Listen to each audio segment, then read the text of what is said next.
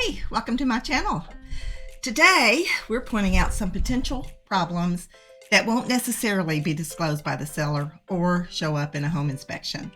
So we'll give you the ways you can do your own due diligence to get that information. It'll be things like environmental hazards or nuisances near the home, possible restrictions that don't show up on the HOA documents, past deaths or crimes in the home. So if you are in the process of buying a home or will be in the future, here's some tips to avoid buyer's remorse. And by the way, our contact information is below. And if you are wanting to sell or buy a home in the Eastern Panhandle or learn more about the Eastern Panhandle, consider subscribing. First thing, find out what happens during a rainstorm. If you can manage it, get the home inspection on a rainy day. Check out how the water behaves around the property. You don't want surprises like a mini lake forming in your backyard.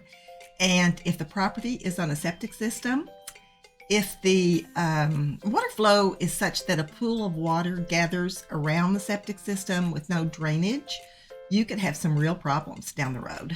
And that probably be a deal breaker for me. You can also see how well the gutters perform and if there's any water or new water stains in the house. There is a question on the disclosure statement asking the seller if there are any water issues in the house and if water pools anywhere on the property. So, check that out for sure. If the home is being sold as is and the seller opts to fill out a property disclaimer instead of a disclosure, the seller is still obligated to disclose any known problems. The operative word there is known. If you move in and find problems that were not disclosed, then your only recourse is probably going to be a legal one. That's expensive, probably more than the cost to fix the problem yourself. So finding out as much as you can before buying the home is really a good idea.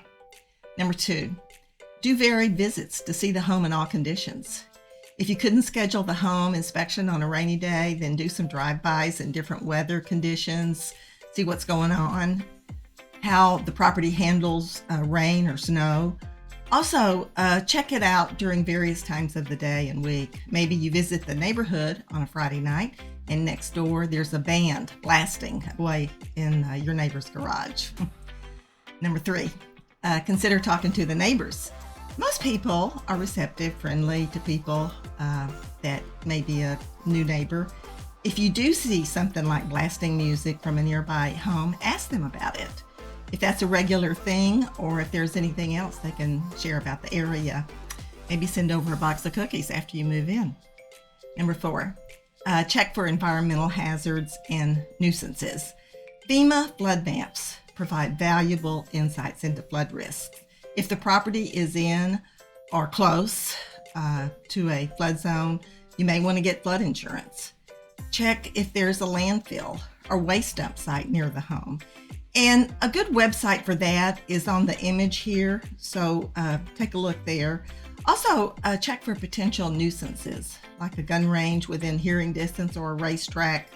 Google is a good resource for this. Just type in the search bar something like gun ranges in Berkeley County or racetracks in Jefferson County, and then look on the map to see how close it is to the property. Number 5, look at the sales history. So the thing to watch for there is if the property goes up for sale every couple of years and consistently sells for less than listing price. If there is a lot of turnover, that could be a sign that there's some issues with the home or neighborhood. Selling for quite a bit less than listing price is a bad sign. If you see that, you'll want to do a thorough due diligence. Really check things out.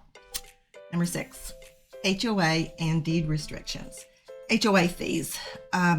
So you'll want to know that. You'll want to know the current monthly fee. Also ask to see the financials of the HOA, amount and reserves, if there's any plans for future assessments. Be sure to get a copy of the HOA documents, covenants and restrictions. Some HOAs are more controlling than others, so just be sure you can live with the rules in place. Some people love their HOA and feel like the rules protect their property's value. Others don't like anyone telling them what they can do on their property.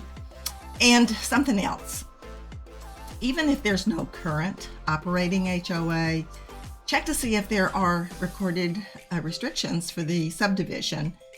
And just because there's no HOA now doesn't mean future homeowners couldn't organize and enforce any recorded restrictions.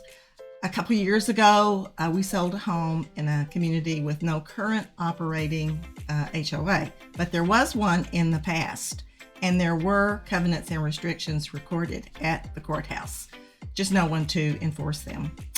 The guy that bought the house was given that information, but I guess he thought it unlikely that there would be an HOA in the future. He was wrong. A year after he bought that house, he put up a very expensive shooting range. He received a letter from the newly formed HOA saying he was in violation of a restriction forbidding the discharge of firearms. So last I heard, he was refusing to take it down. I'm not sure how it turned out, but my guess is that he lost that fight, had to remove his shooting range. The deed should reveal if the property is subject to any recorded restrictions, and also any restrictions that are in place. Maybe they were put there by a past homeowner. The deed will also tell you if mineral rights convey, and you can get a copy of the deed at the courthouse, and it is a document you should take a look at. Number 6, heading inside the home. Check the HVAC ductwork, and that's not something that's always disclosed or even known by the seller or completely covered in an inspection. Ductwork is behind the walls, so it's not something that can be easily seen. But you can take off the vent covers and use a flashlight, check for dirt, debris, moisture, which could be a sign of mold.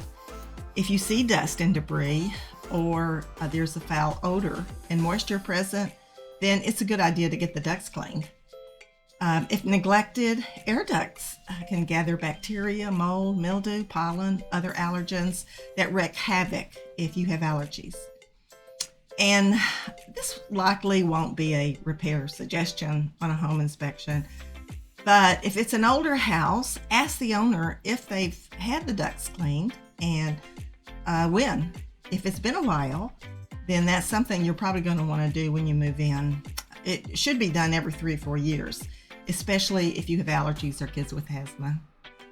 Finally, number 8, check for past adverse events like damage, death, crime, past damage to the property, a comprehensive loss underwriting exchange, a clue report, will point out any recent damage to a property that was reported to the insurance company. Unfortunately, you can't request that. It has to be the homeowner.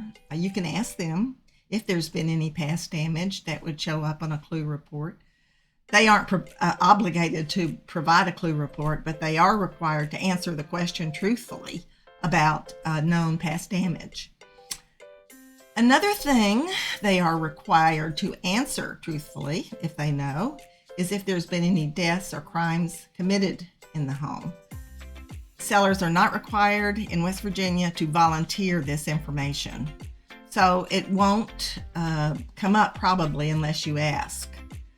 But if that's important to you, then be sure to ask that question. There's also a website, diedinhouse.com, that has information about deaths, past crime, meth labs, fire, so you can check that out. Okay, thanks for tuning in. The links to the website mentioned are in the comments below. And I thank you so much. I'll see you next week. Bye.